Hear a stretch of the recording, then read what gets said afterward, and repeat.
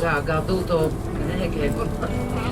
goduto anche varie modifiche e si vede l'architettura a Riga, ecco, come quello di angolo, poi seguito con questi house e guardate tramite questi palazzi anche patrimonio dell'architettura, le piccole case di legno che anche fa la parte di tutto il complesso dell'architettura. Piano piano chiedo la vostra attenzione, non si può parcheggiare ma vicino se vi interessa può fare la foto dall'albergo. Si arriva qua, guardate il palazzo alla vostra destra, di questi due i colori della sabbia e l'acqua del fiume con tutti i personaggi di mitologia legata al fiume. Anche bellissimo palazzo color rosa dove oggi si trova il palazzo e non si vede 5 piani ed un museo di K5. E siamo ritornati alla via e finalmente la principale russa che si può curiosare aperta fino alle 7 di sera ogni giorno, l'unica cosa che dentro non per la strada di comunismo. Questo monumento viene smontato nell'89 nell'apertura del pranzo, magari se volete possiamo entrare insieme prima del pranzo a curiosare la cattedrale. Adesso non troviamo il palazzo che è la biblioteca universitaria. Come avete notato Riga è la città molto verde, 30% del territorio della città proprio sono i parchi centrali, sono le zone verdi che sono ben curati e come vi ho detto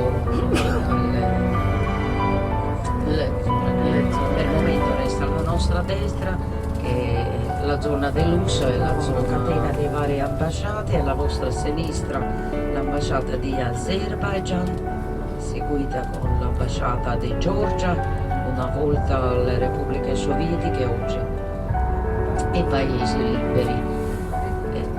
E dopo un altro semaforo, sempre all'ambasciata, oggi qui si trova uno dei musei di occupazione. I musei di occupazione sono gratis, non dovete pagare niente all'ingresso se vi interessano i musei. Questo è aperto fino alle 5 e l'altro del centro storico fino alle 6 di sera. Bellissima l'ambasciata a sinistra, l'ambasciata francese.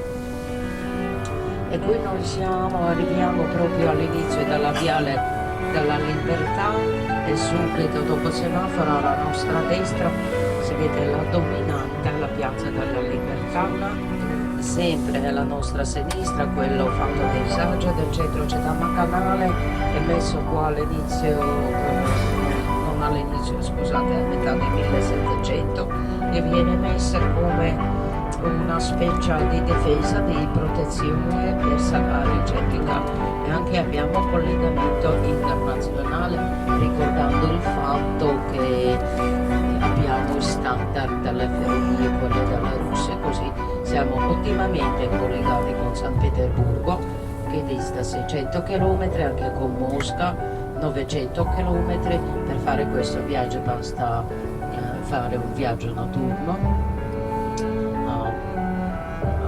Per esempio a Mosca cui partono alle 6 di sera, la popolazione dei ebrei prima del 1941 contava circa 30.000 persone, ma con l'inizio di occupazione nazista è toccato Riga in modo proprio tragico. Così di questo gran numero di ebrei si parla di 7.000 al massimo oggi. Ecco, adesso troviamo il posto dove possiamo parcheggiare il nostro pullman.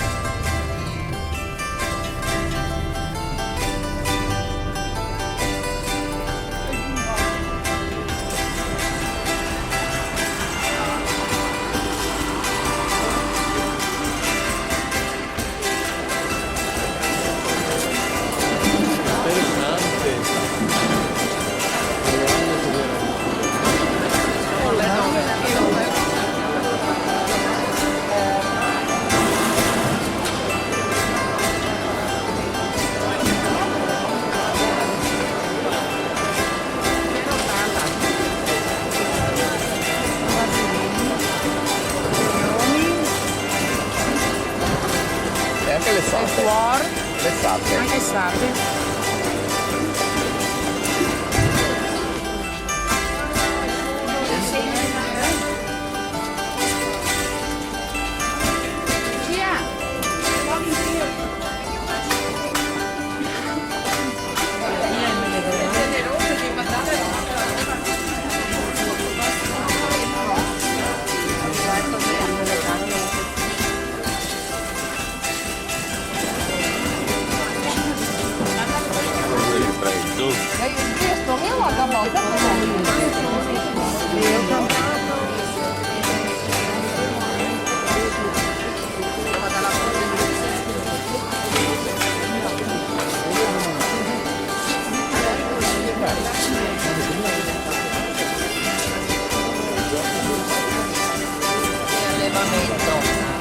No, perciò è buono. Ecco la regina, la nostra ringa. Anche la ringa dorata quando... Le seconde...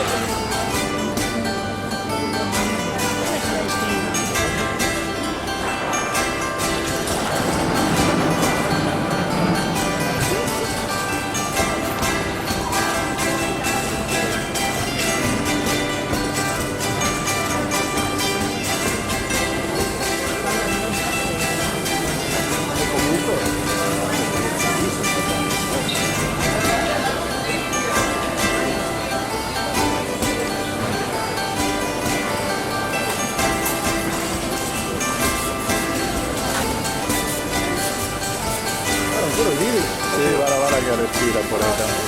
Sì. Ah sì? Sì, vive. Quindi sì che è fresca, non la voglio sfogare.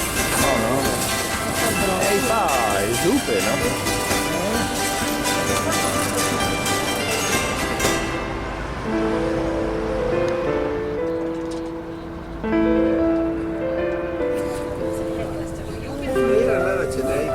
Quello più vecchio di Riga.